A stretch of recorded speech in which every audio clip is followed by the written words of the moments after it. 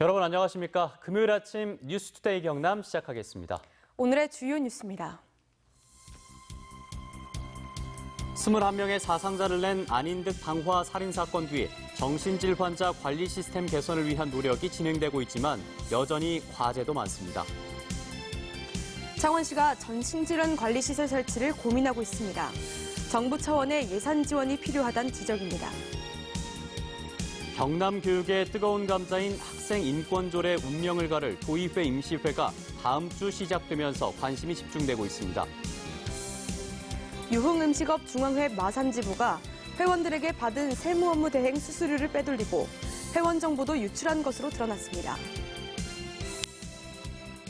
21명의 사상자를 낸 안인득 방화 살인 사건 이후 정신질 환자에 대한 관리 시스템과 제도 개선의 움직임이 활발합니다. 다만 현장에서 얼마나 유기적이고 또 신속하게 실현될 것인가는 과제가 되고 있습니다. 김태석 기자입니다. 정신질환의 체계적 관리와 사회 안정망 확보를 위한 입법 과제를 주제로 한 토론회가 열렸습니다. 전문가들은 특히 정신보건 체계와 사법 체계의 연계, 그리고 사법 치료의 활성화를 강조했습니다. 범죄를 저지를 가능성이 높다고 한다면 그런 기관에 상관없이 계속해서 이 사람들을 관찰하고 감호할 수 있는 그런 제도를 좀 마련할 필요가 있지 않나.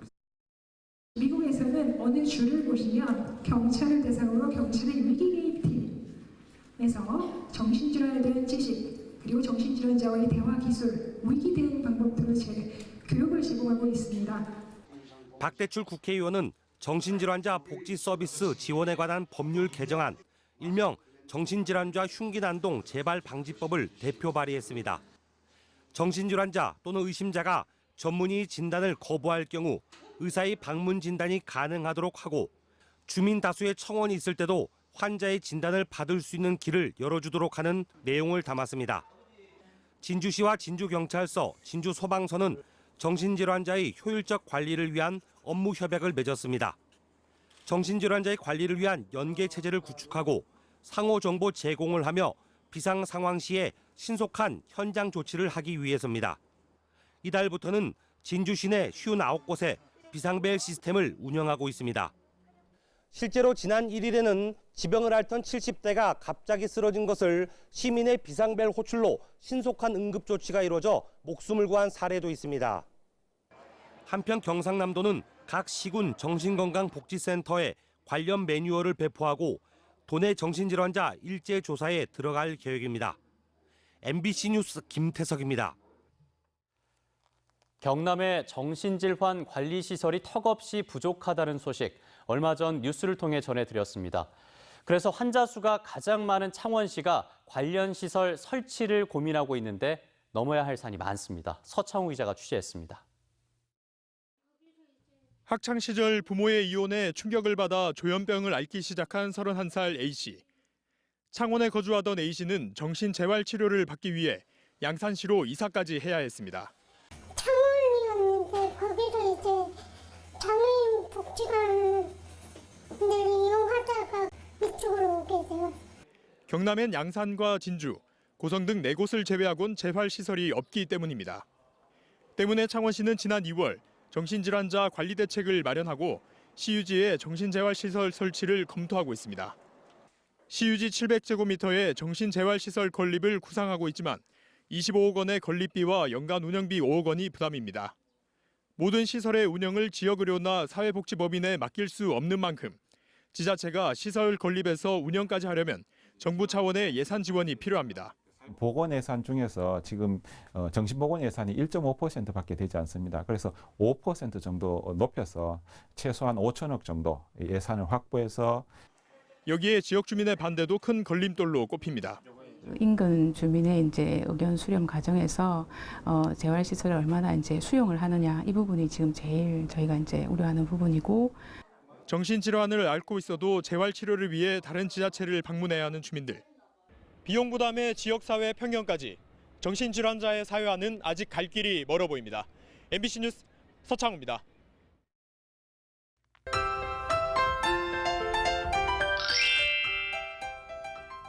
어제를 기해 건조주의보가 더 확대됐습니다. 현재 창원을 포함한 9개 시군에 건조특보가 발효 중인데요. 주말을 맞아 산행 가시는 분들은 불씨 관리에 특별히 유의해 주시길 바랍니다. 오늘도 따스한 햇살이 내리쬐며 바깥 활동하시기에 좋겠습니다. 주말 동안에도 낮 기온이 25도 이상을 보이며 맑고 포근한 날씨가 이어지겠는데요. 다만 큰 일교차에는 유의하셔야겠습니다. 오늘 진주의 아침 최저 기온 7도, 낮에는 26도까지 올라 일교차가 15도 이상 크게 벌어지겠습니다. 위성사진 보시면 오늘 가끔 구름 많은 날씨 예상됩니다. 미세먼지 농도는 보통 수준 예상됩니다. 오늘은 어제보다 아침 기온은 낮지만 낮 기온은 더 높겠습니다. 아침 기온 보시면 밀양이 8도, 창원은 12도에서 시작하는데요. 낮에는 창원 25도, 밀양 28도, 양산 28도까지 오르겠습니다. 서부 지역 보시면 거창 5도, 산청 7도에서 시작합니다. 낮에는 거창 27도, 합천 28도까지 오르면서 초여름 같은 날씨를 보이겠습니다. 바다의 물결은 최고 1.5m까지 일겠습니다. 당분간 맑은 날씨가 이어지다가 다음 주 수요일에 비 소식이 있습니다. 날씨 정보였습니다. 경남 학생 인권조례의 운명을 가를 도의회 5월 임시회가 바로 다음 주 시작됩니다. 1차 심사를 맡을 여야 교육위원들이 어제 긴급 간담회를 갖는 등 학생 인권조례안 처리를 위한 공식 행보에 들어갔습니다. 박종훈 기자입니다. 지난달 26일 경남 학생인권조례안이 도의회 교육위원회에 회부된 뒤 처음으로 전체 교육위원들이 한자리에 모였습니다. 당장 다음 주 임시회 개회를 앞두고 이 조례안을 언제 어떻게 다룰지 구체적인 방안을 논의하기 위해서입니다. 향후 회의와 관련해서 일정하고 방법 이런 것들을 좀 심도 있게 토론을 하고자 합니다. 경남도에서 사실은 뜨거운 감자로 지금 대두되어 있는데 저희 교육위원회 상임위원회에서 위원들이 잘 검토하여 도민들이 원하는 건 무엇인가를 잘 지금 아마 의원님들은 다들 잘 숙지하고 계실 겁니다. 여야 교육위원들은 논의 끝에 오는 15일과 16일 양일간 학생인권조례안을 심사하기로 합의했습니다. 이때 교육위 통과 여부가 결정되는데 가결될 경우 본회의로 넘겨져 최종 조례 제정 여부가 확정됩니다. 이에 앞서 전체 도의원들은 임시회 개회 첫날인 오는 14일 오후 도교육청과 찬반 양측으로부터 학생인권 조례안에 대한 설명과 의견을 듣는 자리를 마련합니다. 학생인권 조례안을 둘러싼 찬반 대립 속에 사안의 중요성을 감안한 조치입니다. 다만 원활한 진행을 위해 일반인 참석 없이 도교육청과 찬성 측 그리고 반대 측이 양쪽으로 나누어 차례로 30분씩 도의원들에게 설명하고 질의 답변하는 시간을 갖기로 했습니다. 도의회 사무처는 이번 임시회 기간 학생인권 조례안 처리 과정에 찬반 양측의 청사 진입 시도와 물리적인 충돌 가능성 등 만약의 사태에 대한 대비에 들어갔습니다. 지역사회의 오랜 논란과 갈등의 종지부를 찍을 수 있을지 경남 학생인권 조례안 심사가 임박한 도의회에는 서서히 긴장감이 감돌고 있습니다. MBC 뉴스 박종웅입니다. 유흥 음식업 중앙회 마산지부에서 수억 원대 횡령 의혹 사건이 발생했다는 소식 어제 전해드렸는데요. MBC 취재 결과 회원들에게 받은 세무 업무 대행 수수료까지 빼돌리고 회원 정보도 몰래 유출한 것으로 드러났습니다. 정영민 기자의 단독 보도입니다. 유흥 음식업 중앙회 마산지부는 2015년부터 업주들의 편의를 위해 세무 업무 대행 서비스를 시행하고 있습니다. 업주들은 종합소득세 신고 금액에 따라 10만 원에서 많게는 50만 원을 수수료 명목으로 지부 통장과 현금으로 납부했습니다. 그런데 이 가운데 상당 금액을 전 지부 임원이 횡령했다는 의혹이 제기됐습니다. 지난 2015년과 16년 납부한 세무 수수료 1억 3천여만 원 가운데 1억 1천여만 원이 회원 모르게 지출됐다는 겁니다. 2017년과 18년에는 아예 수수료를 직원 가족 통장으로 1억 원 넘게 빼돌리다 적발되기도 했습니다. 회계사무소로 들어가지 않고 절반 이상을 착복을 했다고 이렇게 보여지니까 저는 그 부분이 상당히 좀 배신감도 많이 느낍니다. 업주들은 4년 동안 이런 수법으로 횡령한 금액이 2억 4천만 원이 넘는 것으로 보고 있습니다. 왜 통장을 만들라고 지시하셨고 거기에 또 돈을 별도로 받으신 거는 왜 그러신 건지. 말씀하기 어려우신가요? 그렇습니다. 전 임원들의 비리 의혹은 여기서 그치지 않았습니다. 주류 도매업자들에게 회원 업소를 소개시켜주는 명목으로 접대와 뒷돈을 받아왔다는 주장도 제기됐습니다. 마산 창원의 전조리에 다 물어보면서 다 그 사람한테 접촉하고 그래 하는 사람 없는가? 또 비리가 알려지자 회원들의 개인정보가 담긴 장부를 빼돌리다 적발되는가 하면 컴퓨터에 보관 중인 각종 세금 신고 내역과 회의록도 삭제시켜 증거인멸 시도가 있었던 것으로 확인됐습니다. 업주들은 전직 임원 3명을 검찰에 고발한 데 이어 업무상 횡령과 개인정보법 위반 등 5가지 혐의를 적용해 경찰에 고소했습니다. MBC 뉴스 정영민입니다. 지금으로부터 120년 전 마산항이 개항하면서 도시의 모습은 어떻게 변했을까요? 은행과 초등학교, 어시장, 그리고 마산역의 한 세기 전 모습을 영상으로 만나보시죠.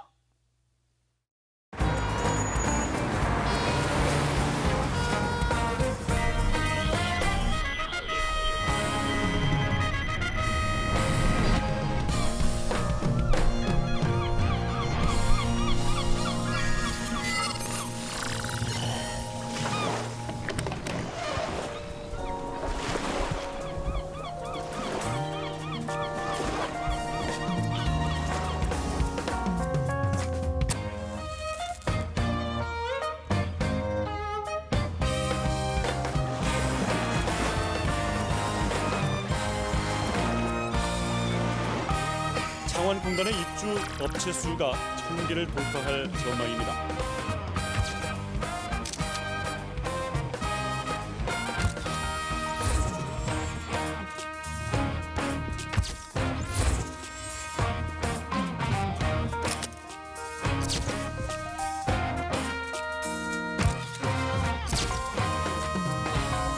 창원 1, 2공장의 수출 컨테이너 물량이 급증해 지역경제 회생에 효자 노릇을 하고 있습니다. 지난해 경남 지역 무역 수지가 사상 최대의 흑자를 내면서 97년 이후 4년 연속 무역 수지 흑자 행진을 이어갔습니다.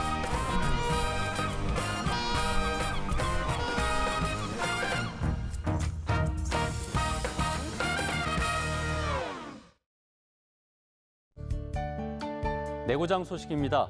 불기 2563년 부처님 오신 날 맞이 창원시 연등축제와 봉축음악회가 오늘 오후 7시 창원광장에서 열립니다. 합천 임진왜란 의병 추모 제향이 오늘 오전 10시 합천군 임난창의기념관에서 열립니다. 예비 귀농 귀촌 도시민 초청 지역 투어 행사가 오늘 산청군 차황면 일대에서 진행됩니다. 제8회 경상남도 수산인의 날 기념 행사가 오늘 오전 9시 30분 고성군 거류체육공원에서 개최됩니다. 창원 제1교통노조가 어제 찬성률 92%로 파업을 가결한 가운데 나머지 6개 회사 노조도 오늘 파업 찬반 투표에 나섭니다.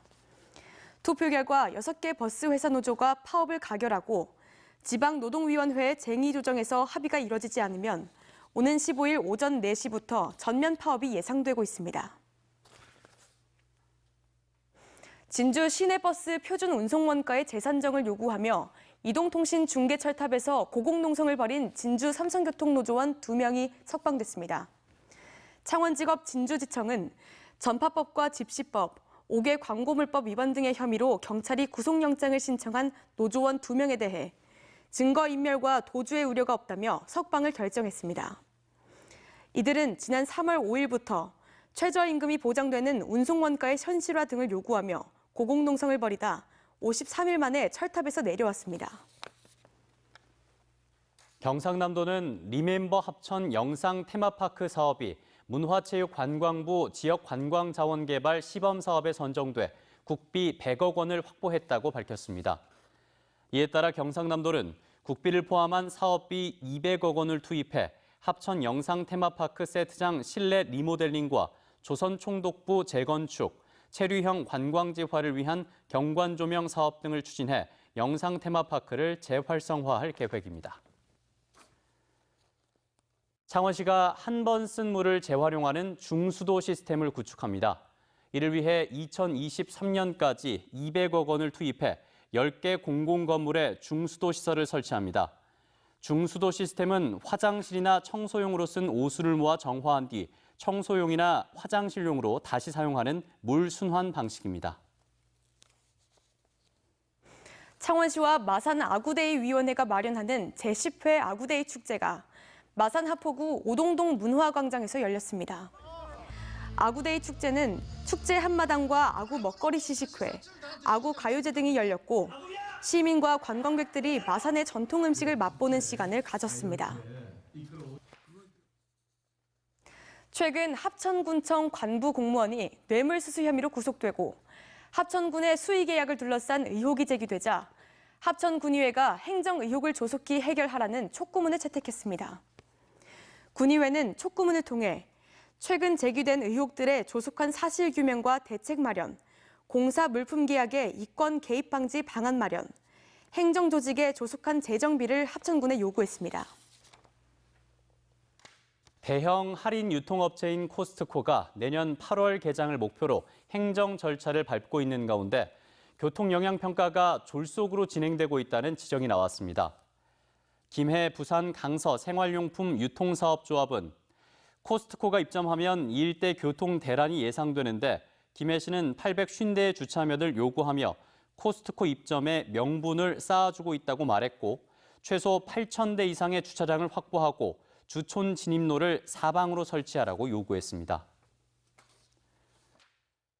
제23회 하동 야생차 문화축제가 오늘부터 13일까지 하동군 화계면과 악양면 일원에서 열립니다. 이번 축제는 세계 중요 농업유산 등재에 걸맞게 세계 차문화 체험과 녹차의 대중화를 위한 가족 참여 프로그램을 늘렸습니다. 하동군은 이번 축제를 통해 다인박물관 건립 분위기를 조성하고 오는 2022년 세계유산 엑스포 유치를 준비하고 있습니다. 10년 넘게 따오기 복원과 번식을 해온 창녕 우포 따오기 복원센터가 이달 말 따오기를 자연 방사할 예정입니다. 창녕군은 오는 22일 비행훈련과 먹이 섭취 훈련 등 3개월간의 훈련을 받은 따오기 40마리를 자연에 방생할 예정이며 위치 추적기와 가락지를 착용시켜 실시간 위치를 파악해 앞으로 대체 서식지를 확대할 계획입니다.